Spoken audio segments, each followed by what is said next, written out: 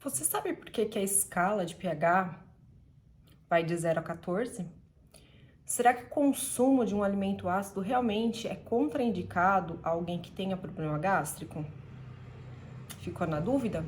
Então vem comigo que eu vou te explicar.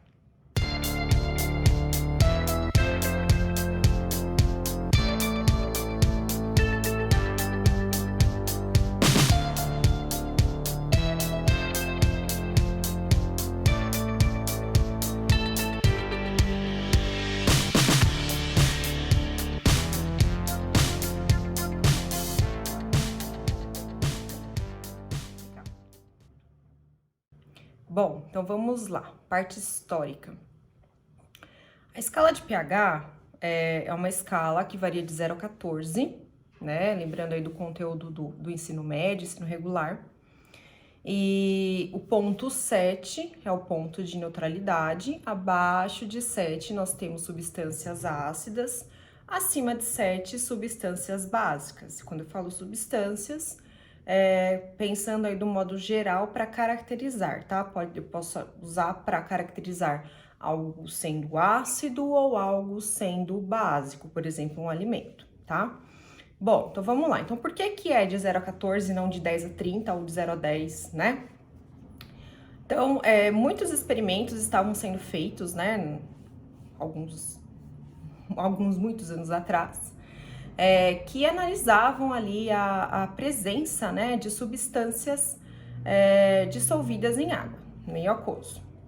E, de forma bem resumida, né, vários experimentos foram sendo feitos, mas até então nenhum tinha chegado no valor aí que está relacionado ao 0 e 14, tá?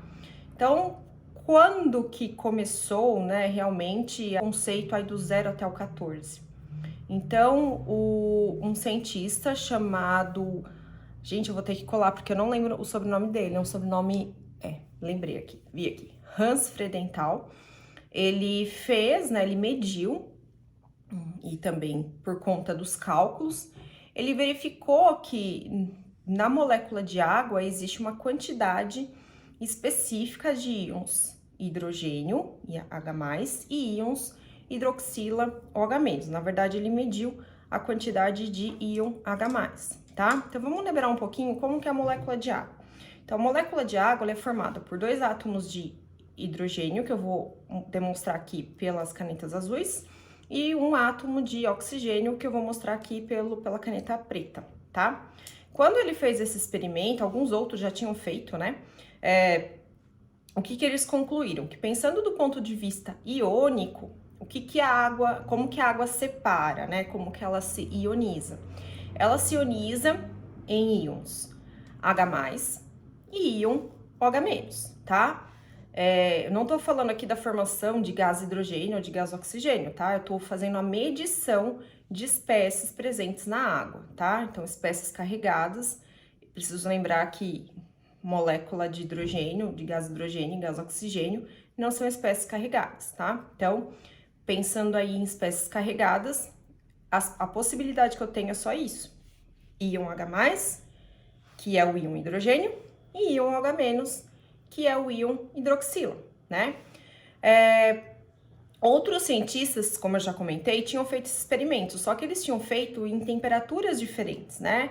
E a escala de pH que a gente tem conhecimento hoje, ela utiliza aí como parâmetro a temperatura ambiente, ou seja, 25 graus. Por quê? Porque o pH ele é dependente da temperatura, né?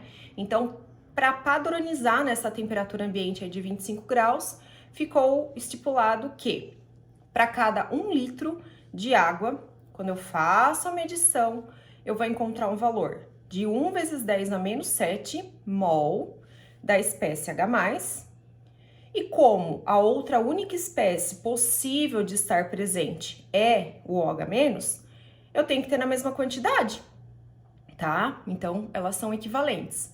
Então, eu tenho 1 vezes 10 a menos 7 mol por litro, em cada litro, né? Aqui, de H+, e 1 vezes 10 a menos 7 mol por litro de OH-, né? Quando eu tenho essas espécies na mesma quantidade, eu não tô tendo excesso de ninguém, né? Por isso que na escala de pH, o valor 7 é o ponto de neutralidade, né? É o ponto médio, o ponto de neutralidade. Então, porque aqui eu tenho o 10-7 do H+, e o 10-7 do OH-, tá? Então, não sobrou ninguém, não tem ninguém em excesso. Quando eu começo a ter excesso de íon H+, e eu tenho menos OH-, tá prevalecendo esse aqui. Então, em relação ao pH, quanto menor for o valor, quanto mais distante de 7 ou menor que 7, né? Eu tenho espécies ácidas, e quanto mais afastado desse 7, mais ácida essa espécie vai ser. Para o OH- é o contrário, né? Maior que 7 é básico, e quanto maior vai ficando, quanto eu também vou mais me afastando desse 7, mais básico vai ser a minha amostra. Então, se eu tenho excesso de H+, esse aqui tá prevalecendo, eu vou ter o quê? Um pH menor que 7, portanto, um meio ácido. Se eu tenho essa espécie prevalecendo, que é a hidroxila, eu tenho mais dela, eu vou ter um pH maior do que 7, portanto, eu vou ter um meio básico, tá? Então, é por isso que a escala de pH varia de 0 até 14, por conta da constante de ionização da água, 25 graus, e aí, o ponto médio, que é o 7, eu tenho as concentrações, né, das espécies ali com o mesmo valor, tá? Bom, agora vamos entrar em outras questões. Então, quem tem problema gástrico pode consumir laranja, refrigerante, café? Quando é feita a medição ali do conteúdo gástrico, verifica-se que esse valor do pH, lá do conteúdo gástrico, ele pode variar de 1 até 3. Então, são valores bem baixos, né? Vamos lembrar, quanto menor que 7, mais afastado do 7 está, mais ácido vai ser aquele meio, né? Então, um pH 1 é muito ácido, né? pH 2 também é menos ácido que 1, né? O 1 é o mais ácido. Então, quando a gente pensa em alimentos, dificilmente a gente vai ter um alimento que tenha um pH, por exemplo, menor que 1, tá? Então, de certa forma, o alimento, ele parece ter pouca influência em relação à parte gástrica, parte do estômago, por conta dessa baixa manutenção do pH, que é do conteúdo gástrico que tá ali, tá? Porém, se o paciente chega relatando que ele tem lesões na boca ou lesões no esôfago, aí sim precisa se tomar cuidado, tá? Embora toda a nossa mucosa gástrica, de certa forma, ela está protegida, né, pela camada de muco, onde eu tenho ali mucina, bicarbonato, né? A gente verifica que o conteúdo ali do esôfago, ele é mais suscetível por conta de mudanças de temperatura, né? Os extremos acabam machucando, né? A gente às vezes não acaba percebendo, mas pode causar lesões. Então, o esôfago, ele é mais facilmente, né, machucado ali ao longo do tempo do que o próprio estômago. Então, quando relata-se, né, ali a presença de lesões orais ou esofagianas, não é recomendado a administração, né, de alimentos ácidos. Agora, quando a gente pensa na gastrite e na úlcera, a literatura não recomenda a exclusão desses alimentos, mas claro, deve-se ter o bom senso, né, e sempre ouvir o paciente, ele conhece o corpo dele melhor do que a gente. Então, se ele relata que aquilo não lhe cai bem, é claro que as explicações devem ser realizadas, né, mas se aquilo lá para ele não tá sendo legal, não deve-se fazer a prescrição dietética, né, de determinado alimento. Agora, vamos lá pro tal do café, né? E o café? Pode tomar café, não pode tomar café? Então, pensando do ponto de vista de pH, vai cair na mesma história que eu acabei de explicar. O café é um alimento ácido, né? Porém, ele não consegue ser tão ácido quanto o conteúdo gástrico.